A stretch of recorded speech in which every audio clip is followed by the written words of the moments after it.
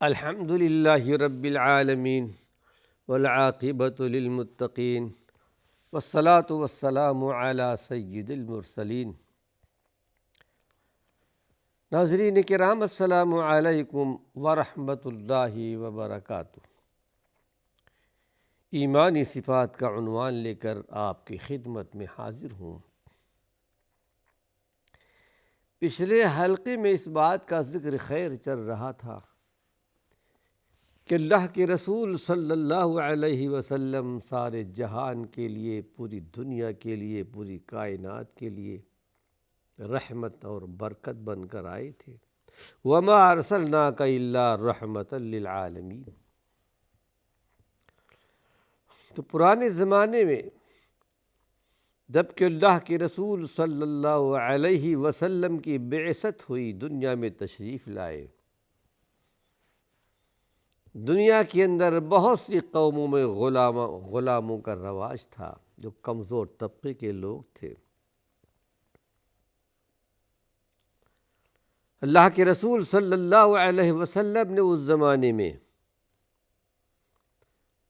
جب کہ وہ لوگوں کو، غلاموں کو کمزور سمجھ کر اپنی ملکیت میں رکھتے تھے، کاموں کا بوجھ ڈال دیتے تھے، ان کا کوئی مقام نہیں تھا، لیکن آپ رحمت للعالمین نے اپنے زمانے میں، اپنے اسلامی دور میں ایک طرف غلاموں کو آزاد کرنے کی، بہت سے گناہوں کا کفارہ اور بہت بڑا اجر و ثواب بتلایا اور اس کی ترغیب بھی دی۔ آپ کے زمانے میں بھی غلام بھی تھے، باندیاں بھی تھیں، لونڈیاں بھی تھیں۔ اللہ کے نبی صلی اللہ علیہ وسلم نے آزاد کرنے کا بہت اجر و ثواب بتلایا،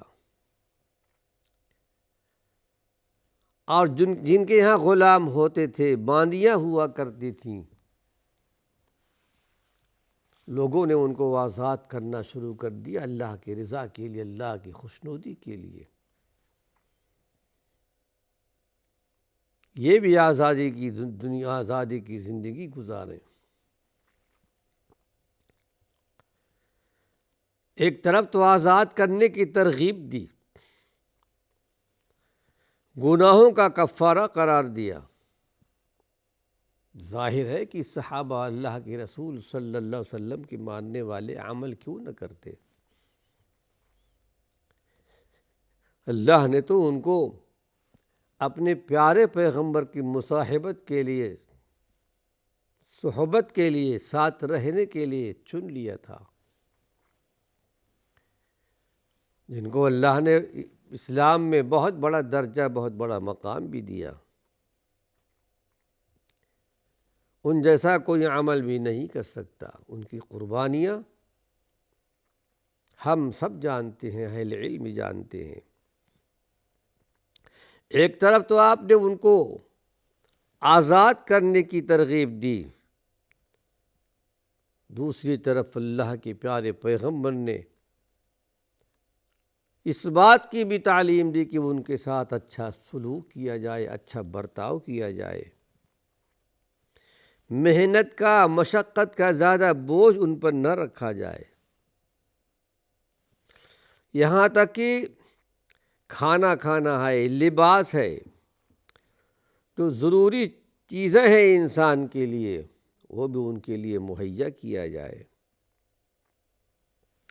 بلکہ یہ بھی تعلیم دی، جو خود کھاؤ ان کو بھی کھلاؤ، جو کپڑا خود پہنو ان کو پہناؤ، ان کے ساتھ اچھے سلوک سے پیش آؤ۔ ایک طرف غلاموں کی آزادی کا حکم آپ نے دیا، ترغیب دلائی، دوسری طرف یہ کہ ان پر ظلم نہ ہونے پائے۔ اسلامی تاریخ شاہد ہے، اسلامی تاریخ اس بات پر گواہ ہے کہ ان ہدایات اور ان تعلیمات نے غلاموں کی دنیا ہی بدل دی۔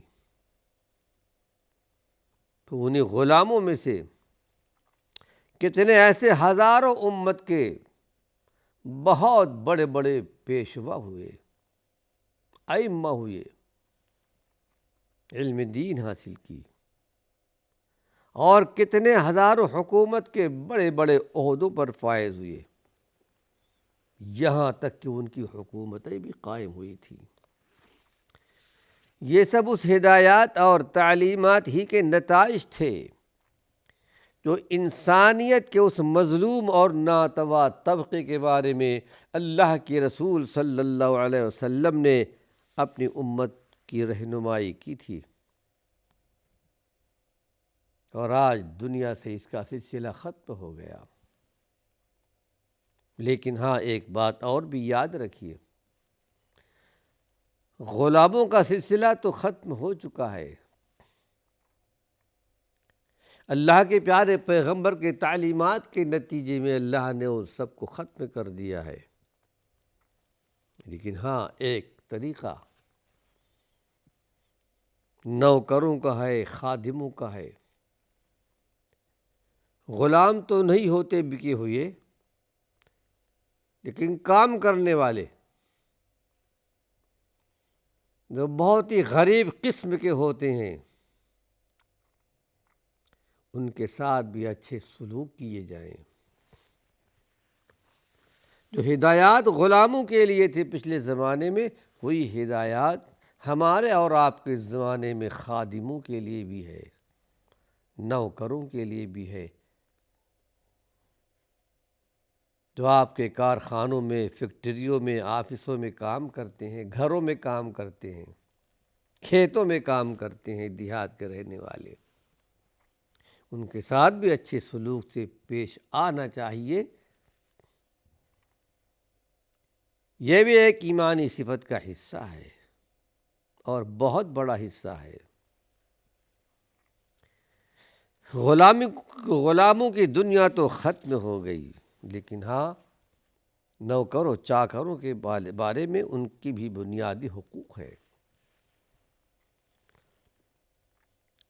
کیونکہ اللہ کے پیارے پیغمبر کے زمانے میں ایسے زیادہ لوگ غلامی ہوا کرتے تھے، نوکر چاکر کم ہوتے تھے۔ آئیے ایک حدیث اور آپ کے سامنے پیش کر رہا ہوں، مسلم شریف کی، جس کو روایت کرنے والے حضرت ابو ہریرہ رضی اللہ عنہ ہیں۔ پوری حدیث آپ کے سامنے پیش کر رہا ہوں۔ عن ابی ہریرہ قال قال رسول اللہ صلی اللہ علیہ وسلم للمملوک طعامه وکسوته ولا یکلف من العمل الا ما یطیق۔ بڑی پیاری حدیث ہے۔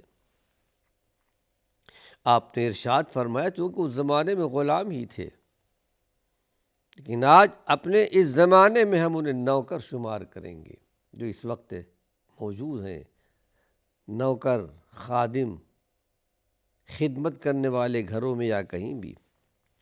آپ نے ارشاد فرمایا کہ طعام یعنی کھانا اور لباس غلام کا حق ہے، اس نوکر کا حق ہے، اس خادم کا حق ہے۔ یہ بھی اس کا حق ہے کہ اس کو کھلایا جائے۔ یہ بات اور ہے اس کے کھلانے کھانے کا اور کہیں بندوبست ہو، لیکن ایک خادم ہمیشہ آپ کے گھر میں رہتا ہے، آپ کا کام کاج کرتا ہے، یہ حکم وہاں بھی لگتا ہے۔ کھلانے کی ذمہ داری اور کپڑے پہنانے کی ذمہ داری تمہارے اوپر ہے، اور ایسے کام کا مکلف مت بناؤ اپنے خادموں کو، ایسا کام مت دو جو اس کی طاقت سے باہر ہو، جو کام نہ کر سکتا ہو۔ اس حدیث میں اللہ کے پیارے پیغمبر نے لباس اور کھانا غلام کا حق بتلایا ہے۔ آئیے ایک حدیث اور آپ کے سامنے پیش کر رہا ہوں۔ یہ روایت بخاری شریف میں بھی ہے اور مسلم شریف میں بھی ہے، کیونکہ اس زمانے میں غلامی تھے اور جن کو مملوک کہا جاتا ہے۔ کہا یہ مملوک، یہ غلام، یہ خادم، یہ تمہارے بھائی ہیں، اسلام کا کتنا بڑا شعار ہے۔ کمزور طبقے والوں کو بھی اللہ کے پیارے پیغمبر نے بڑے طبقے والوں کا بھائی قرار دیا ہے۔ اگر وہ غریب ہیں، مسکین ہیں، غلام ہیں، نوکر ہیں، خادم ہیں، تو وہ تم سے الگ نہیں ہیں، وہ تمہارے دینی بھائی ہیں، ان سے بھی برادرانہ سلوک کرنا چاہیے۔ جس طرح آدمی اپنے بھائی کے سگے بھائی کے ساتھ سلوک کرتا ہے، سگے بھائی کے ساتھ، وہی سلوک تمہارے غلاموں کے ساتھ بھی ہو، نوکروں کے ساتھ بھی ہو، خادموں کے ساتھ بھی ہو۔ آئے ایک حدیث یہاں پر آپ کے سامنے پیش کر رہا ہوں۔ روایت ہے ابو ذر غفاری رضی اللہ عنہ سے، بڑے مشہور صحابی رسول تھے۔ پوری حدیث سماعت فرمائیں۔ اللہ کے نبی نے ارشاد فرمایا، قال قال رسول اللہ صلی اللہ علیہ وسلم اخوانکم جعلہم اللہ تحت ایدیکم فمن جعل اللہ اخاہ تحت یدیہ فلیطعمہ مما یأکل ولیلبسہ مما یلبس ولا یکلفہ من العمل ما یغلبہ ان کلفہ ما یغلبہ فلیعنہ علیہ۔ بڑی پیاری حدیث ہے، اللہ کے پیارے پیغمبر کی ہدایات ہیں نوکروں کے لیے، خادموں کے لیے۔ اللہ کے نبی نے ارشاد فرمایا کہ اخوانکم، یہ بیچارے غلام، یہ خادم، یہ نوکر چاکر، یہ تمہارے بھائی ہیں، تمہارے دینی اور اسلامی بھائی ہیں۔ اس طرح کے اپنے بھائیوں سے سلوک کرتے ہو، وہ تمہارے بھائی، یہ بھی تمہارے بھائی ہیں، وہ رشتے کے بھائی ہیں، یہ اسلامی بھائی ہیں۔ جعلہم اللہ تحت ایدیکم، اللہ رب العالمین نے ان کو تمہارے زیر دست بنا دیا ہے، تمہارے ماتحت کر دیا ہے، تمہارے گھروں میں، کھیتوں میں، تمہارے کاموں میں حصہ لیتے ہیں، کام کرتے ہیں۔ تو اللہ رب العالمین نے جن کو خادم میسر کیا ہو، خادم ہو، غلام ہو، ان کے ہاتھ کے نیچے کام کرتے ہوں، تو ان کو چاہیے کہ جو وہ خود کھاتے ہیں اس میں سے ان کو بھی کھلاؤ۔ بہت سے نوکر چاکر گھروں میں ہوتے ہیں، جو خود کھاؤ ان کو بھی کھلاؤ۔ ایسا نہیں کہ اپنے گھر والوں کے لیے کھانا الگ پکتا ہے، اچھے کھانے غلاموں کے لیے، نوکروں کے لیے، کام کرنے والوں کے لیے کوئی ہلکا کھانا پکایا جائے۔ جو تم خود کھاتے ہو، تمہارے لیے پکتا ہے، وہی اپنے غلاموں کو، خادموں کو، نوکروں کو کھلاؤ۔ لیکن امت کا اس پر آج بہت کم عمل ہے۔ جو خود پہنتے ہو ان کو پہناؤ، کون عمل کرتا ہے؟ جو خادموں کے لیے، نوکروں کے لیے ایسا اہتمام اور بندوبست کرتا ہو، الا ماشاء اللہ۔ ولا یکلفہ من العمل ما یغلبہ، ایسا عمل، ایسا کام، ایسا بوجھ مت ڈالو جو وہ نہ کر سکتے ہوں۔ اور اگر بھاری کام ان کو دیا گیا ہے جو نہیں کر سکتے، نہیں اٹھا سکتے بوجھ، تو اس میں تم کو ان کی مدد کرنی ہے، تم ان کی مدد کرو تاکہ بوجھ اٹھا سکیں۔ اس میں عزت نہیں جائے گی۔ عزت اور وقار تو اسلام پر عمل کرنے میں ہے۔ انسانوں کو جو عزت ملی ہے، جو مقام ملا ہے، جو وقار دیا گیا ہے، اسلام، ایمان اور توحید کی وجہ سے ہے۔ گویا کہ اس حدیث میں اللہ کے رسول صلی اللہ علیہ وسلم نے سب کو بھائی بھائی قرار دے دیا ہے کہ دونوں بہرحال آدم اور حوا کی اولاد ہیں، تو بھائی بھائی ہوتے ہیں۔ اسی تعلق اور رشتے کی بنیاد پر کہا گیا جب تمہارا غلام، تمہارا خادم تمہارا بھائی ہے تو اس کے ساتھ وہی برتاؤ کرو جو اپنے سگے بھائیوں کے ساتھ کرتے ہو، ان کو وہی کھلاؤ، وہی پہناؤ جو خود تم کھاتے پیتے ہو۔ آئیے ایک حدیث اور آپ کے سامنے پیش کر رہا ہوں۔ غلام ہو، نوکر ہو، چاکر ہو، جو کھانا تمہارے گھر میں بنا دیتے ہیں اس میں سے ان کو ضرور کھلاؤ۔ بہت سے خاندان ایسے ہیں، بہت سے گھر ایسے ہیں جن کو اللہ نے مال و دولت دی ہے، سرمایہ دار ہیں، حیثیت رکھتے ہیں، وہ کھانا پکانے کے لیے کسی کو رکھ لیتے ہیں۔ اللہ کے پیارے پیغمبر نے ان کے لیے بھی ہدایات دی ہیں، ان کے ساتھ تمہارا کیا معاملہ ہونا چاہیے۔ ایک روایت ہے مسلم شریف کی، راوی ہیں ابو ہریرہ رضی اللہ عنہ، مشہور صحابی رسول۔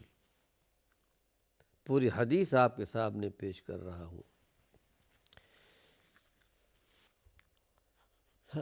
لیکن ناظرین کرام، وقت ختم ہو چکا ہے۔ اللہ نے چاہا تو یہ مسلم شریف کی حدیث اپنے اگلے درس میں پیش کروں گا انشاءاللہ۔ وآخر دعوانا ان الحمد للہ رب العالمین۔